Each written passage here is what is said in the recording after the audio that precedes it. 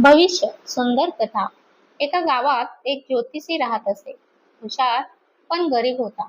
त्या ज्योतिषाचा अभ्यास इतका दांडगा होता की त्याच्या गणिताप्रमाणे जणू नियती घडवलेली असावी, पण नशीब कोणाला कुठे घेऊन जाईल त्याचा नेम नाही। एके दिवशी त्याचा बायको बरोबर त्याचे जोरात भांडण झाले। बायकोने त्याला सांगितले की आता तरी खायला घेऊन या, नाहीतर घरी येऊ नका। हा बिचारा कुठे जावे, कोणाला मागावे या विचारात होता। तितक्यात त्याला सुचले की या देशाच्या राजाकडे जावे आणि त्याला भविष्य सांगावे। तो खुश झाला, पण आपले दिवस चांगले येतील, किमान काही दक्षिणा तरी पदरी पडेल या आशेने तो दरबारात गेला। राजाने सगळी विचारपूस केली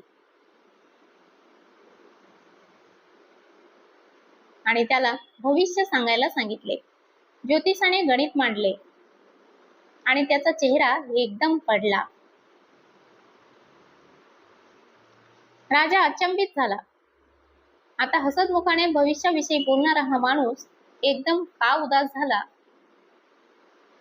त्याने आदेश दिला की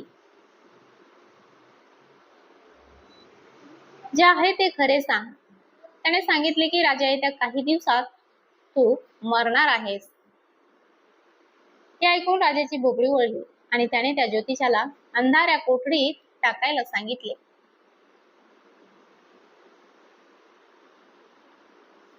मदत राहिली बाजूला, पण नशिबी अंधारी कोठडी आली।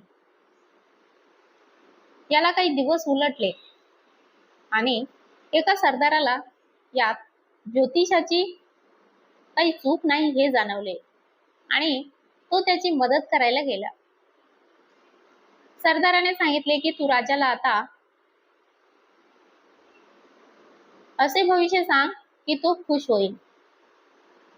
ज्योतिषी राजाच्या परवानगीने पुन्हा दरबारात गेला आणि त्याने त्याचे गणित मांडले।